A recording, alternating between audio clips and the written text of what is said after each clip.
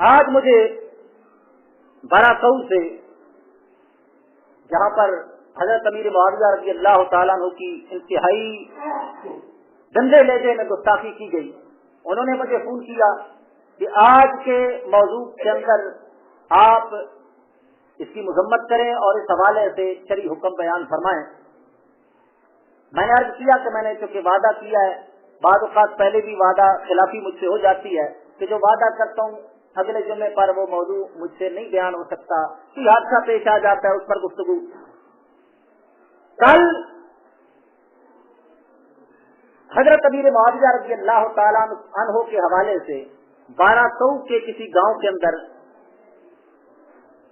کسی شخص نے کہا، بڑے مجمع کے اندر کافی سارے بندے موجود تھے، ان بندوں کی موجودگی میں اس نے قضاء حاجت کے لیے جانا تھا، لیٹرین میں جانا تھا، اور اس نے کہا یار تھوڑی دیر تم صبر کرو، ٹھہرو، میں معاویہ کو گٹر میں پھینک کے آتا ہوں۔ معاویہ کو کس کو گٹر میں پھینکنا تھا؟ پاخانہ کر کے آنا تھا، تو اپنے پاخانے کو معاویہ کا نام دیا، کہتا تھوڑی دیر صبر کرو، میں معاویہ کو گٹر میں پھینک کے آتا ہوں، لیٹرین میں پھینک کے آتا ہوں۔ مجھے دوستوں نے کہا کہ اس کے بارے میں کیا کہنا چاہیے، اس کے بارے میں شریعت کیا کہتی ہے؟ میں نے کہا ٹھیک ہے، وہ امام کا فرد ہوگا، اس نے گستاخی کی ہے، اور ایسا گستاخ وہ حضرت امیر معاویہ سرکار کو پاخانے کے ساتھ تشبیہ دے رہا ہے۔ میں نے کہا معاویہ وہ ہے جو جنت کے پھول ہے۔ حضور اکرم صلی اللہ تعالیٰ علیہ وسلم نے حضرت امیر معاویہ رضی اللہ تعالیٰ عنہ کو جنت کی بشارت دی ہے، یہ جنت کی زینت ہے۔ یہ صحیح اعتبار سے گستاخی بنتی ہے کہ اس نے جنت کے پھول کے بارے میں اس طرح کی بکواس کی ہے۔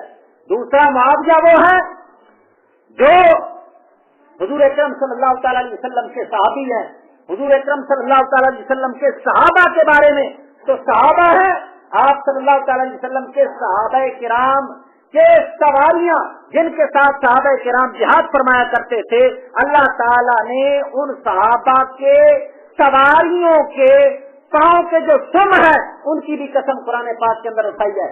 اللہ تعالیٰ نے فرمایا والعادیات ضبحا، صحابہ کرام کے گھوڑوں کے ٹاپوں کی قسم۔ میں نے کہا معاویہ، تو معاویہ کی بات کرتا ہے نا، معاویہ جس گھوڑے پر سوار ہوئے اس گھوڑے کے ٹانکوں کی قسم رب تعالیٰ اپنے قرآن میں اٹھا رہا ہے۔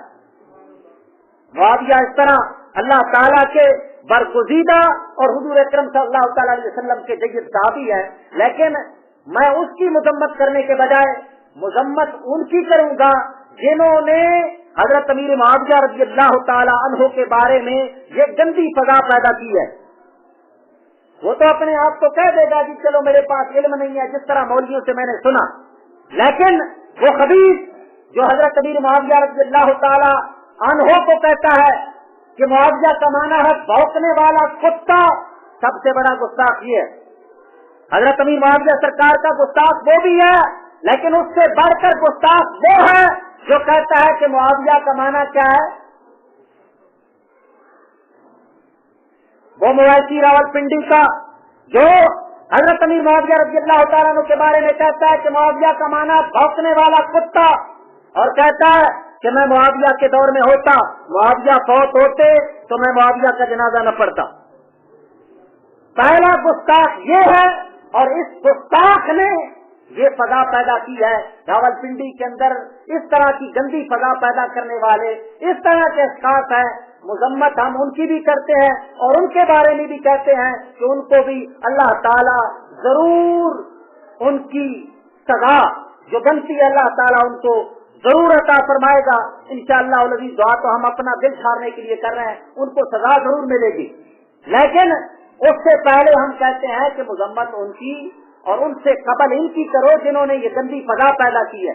یہ تو اسی طرح خطیب ہے، تمہارے ممبروں پر آ کر تقریریں کرتے ہیں، معاویہ کے بارے میں کہیں بھونکنے والا کتا، پھر جناب والا تمہارے سٹیجوں پر آ کے ملاد پڑے، اور تمہارے مولوی صاحب ہو، تمہارے مفتی صاحب ہو، ان کو وہی کچھ دینا چاہیے جو ہمارے داتا حضور سے ان کو موصول ہو چکا ہے۔ یہی بھونکنے والا کتا جب داتا حضور پر گیا، داتا حضور سے جتیوں کے ہار ملے، میں نے کہا داتا حضور نے تو ایسا ہی نوازنا تھا اس کو.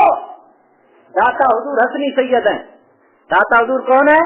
حسنی سید ہے. حضرت امیر معاویہ رضی اللہ تعالیٰ عنہ سے حضرت حسن صاحب رضی اللہ تعالیٰ عنہ نے صلح فرمائی تھی. میں نے کہا جس سے حسن نے صلح کر رکھی ہے اس سے جو صلح نہیں رکھتا جب حسن کے بیٹے کے دربار پہ جائے تو فرماتے میرے باپ نے صلح کر رکھی ہے اور تو اسی صحابی کو بھونکتا ہے, خبردار میرے دربار پہ نہ آنا.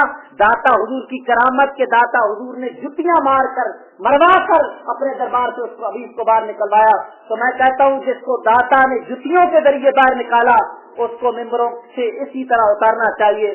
دعا ہے کہ اللہ تعالیٰ ایسے خبیثوں سے ہمیں محفوظ و معمون فرمائے. وآخر دعوانا ان الحمد للہ رب العالمین.